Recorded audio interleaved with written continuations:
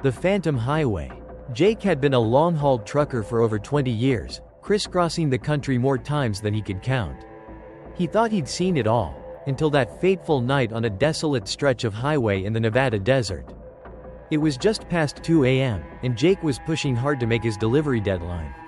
The inky blackness of the desert night enveloped his big rig, broken only by the twin beams of his headlights cutting through the darkness. He hadn't seen another vehicle for hours. As the miles rolled by, Jake found himself struggling to keep his eyes open. The monotonous drone of the engine and the hypnotic white lines on the road were lulling him into a dangerous state of drowsiness. He cranked up the radio and rolled down the window, letting the chilly night air blast his face in an effort to stay alert. Just as he was considering pulling over for a quick nap, something caught Jake's eye up ahead. At first, he thought it was just his tired mind playing tricks on him. But as he drew closer, he realized there was definitely something in the road. Jake squinted, trying to make out what it was. To his horror, he saw it was a person. A woman in a white dress, standing motionless in the middle of his lane. "Jesus Christ!" Jake exclaimed, slamming on the brakes. The truck's tires squealed as he swerved to avoid hitting her. The massive vehicle fishtailed wildly before Jake managed to bring it to a shuddering stop on the shoulder. His heart pounding, Jake jumped out of the cab and ran back to check on the woman. But when he reached the spot where she had been standing just moments before, there was no one there. Jake spun in a circle, scanning the empty road and the dark desert beyond. There was no sign of the woman anywhere. It was as if she had vanished into thin air. "Hello?" Jake called out. "Ma'am, are you okay?" Only the whisper of the wind answered him. A chill ran down Jake's spine that had nothing to do with the cool night air. He hurried back to his truck, eager to get moving again. As he climbed into the cab, he tried to convince himself that he had just imagined the whole thing, a hallucination brought on by exhaustion and highway hypnosis. But deep down, Jake knew what he had seen was real. And he couldn't shake the feeling that something very strange and wrong was going on out here in the vast emptiness of the desert. Shaken but determined to complete his run, Jake put the truck in gear and pulled back onto the highway.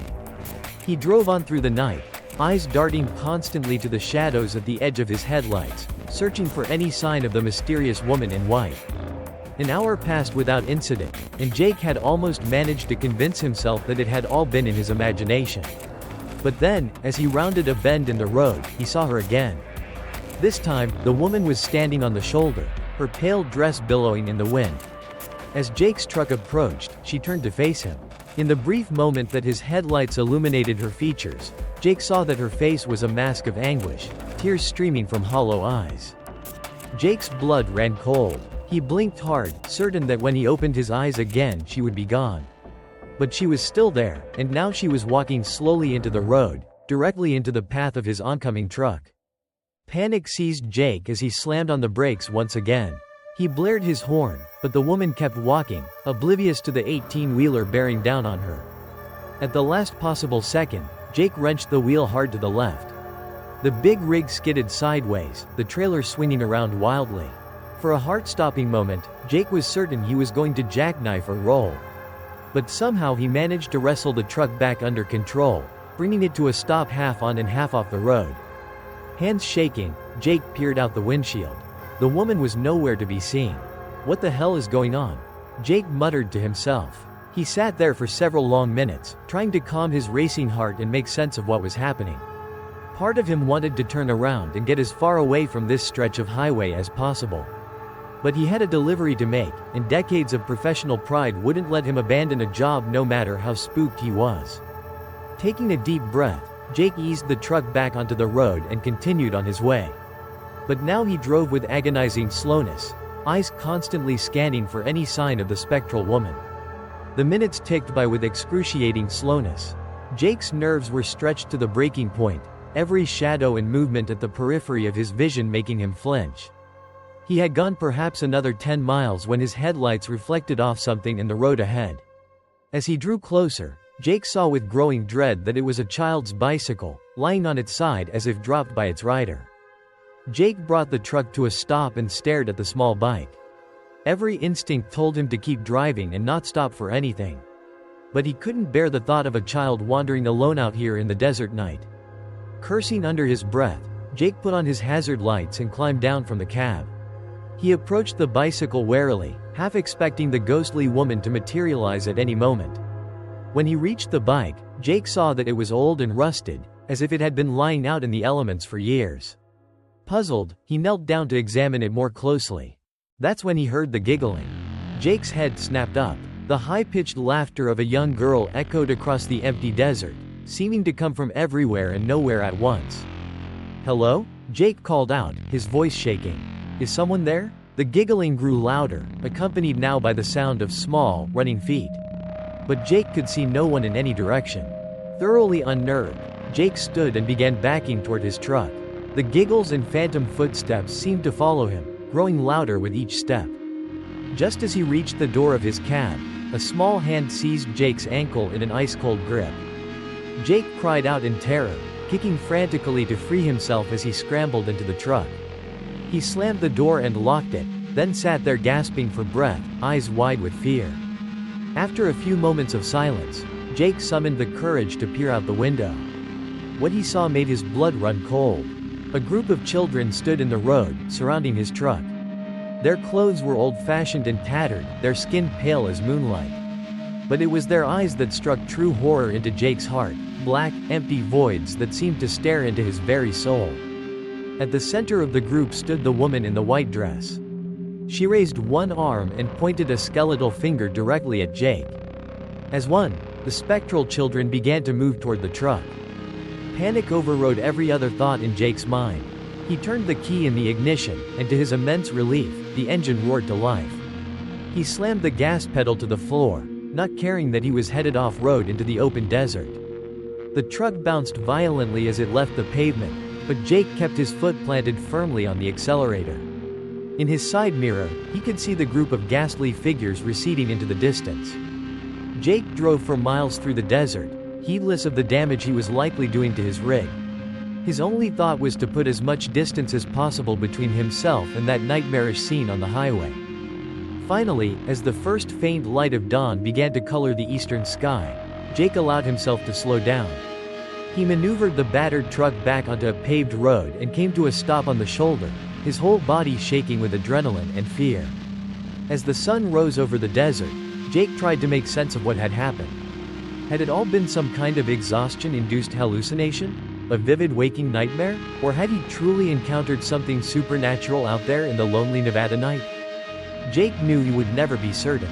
But one thing was for sure, he would never again drive that desolate stretch of highway in the dark of night. With trembling hands, Jake reached for his CB radio to call his dispatcher. There was no way he would make his delivery on time now, but he didn't care. He needed to report what had happened, even if they thought he was crazy. But before he could key the mic, a small, cold hand seized his wrist. Jake's eyes darted to the passenger seat in horror. There, sitting beside him and smiling with black, empty eyes, was one of the ghostly children. "Want to play?" the spectral child asked in a chilling whisper. Jake's scream echoed across the empty desert as the first rays of sunlight touched his abandoned truck. Days later, when state troopers finally found the vehicle, there was no sign of the driver. The only clue to Jake's fate was a child's drawing done in crayon on the inside of the windshield. Crude stick figures of a truck driver surrounded by smiling children and a woman in a white dress. Jake was never seen again. But to this day, truckers report strange sightings on that lonely stretch of Nevada highway. A woman in white standing in the road, the laughter of children echoing in the night, and sometimes the ghostly figure of a truck driver, warning them to turn back before it's too late. Some say it's just urban legends and overtired drivers letting their imaginations run wild. But those who have seen it know the truth, that something dark and hungry lurks out there in the desert, waiting for unwary travelers to stumble into its grasp. Now, whenever truckers gather at rest stops and diners to swap stories of the road, they speak in hushed tones of the phantom highway and the fate that befell Jake. They warn each other to avoid that route if they can, especially in the dead of night. And they remind one another of the most important rule of all: no matter what you see or hear, never stop driving, and never, ever pick up hitchhikers on that godforsaken stretch of road. But despite the warnings, the Phantom Highway claims new victims every year.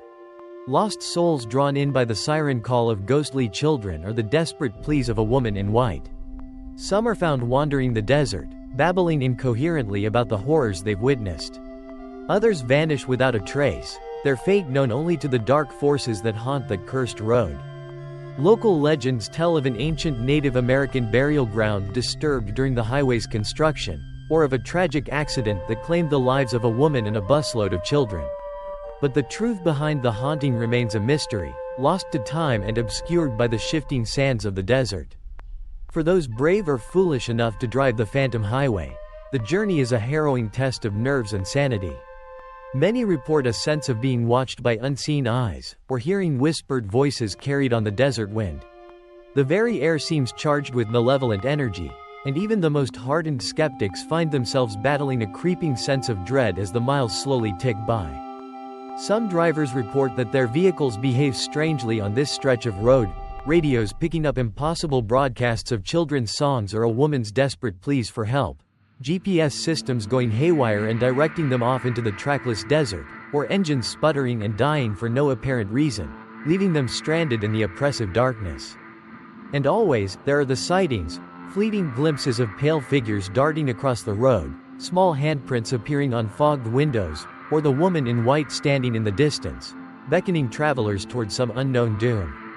Those who survived their journey on the Phantom Highway are forever changed by the experience. Many quit trucking altogether, too traumatized to ever get behind the wheel again. Others become obsessed with uncovering the truth behind the haunting, spending years researching local history and folklore in a desperate attempt to make sense of what they've seen. A few of the most deeply affected have formed a loose-knit support group, gathering periodically to share their experiences and warn others of the dangers. They speak of recurring nightmares, of feeling watched even in the safety of their own homes, and of a deep, unshakable certainty that something followed them back from that unhallowed stretch of road. Paranormal investigators and thrill seekers occasionally attempt to document the phenomena, armed with cameras and ghost hunting equipment. But their efforts inevitably prove fruitless. Batteries drain inexplicably, cameras malfunction, and would-be ghost hunters find themselves overcome with an overwhelming urge to flee long before capturing any concrete evidence. State authorities steadfastly deny that there's anything unusual about the highway, dismissing the stories as mere trucker folklore. But those who know the truth see the fear in the eyes of the highway patrol officers tasked with monitoring that lonely stretch of road, and they notice how even hardened cops refuse to patrol it alone after dark.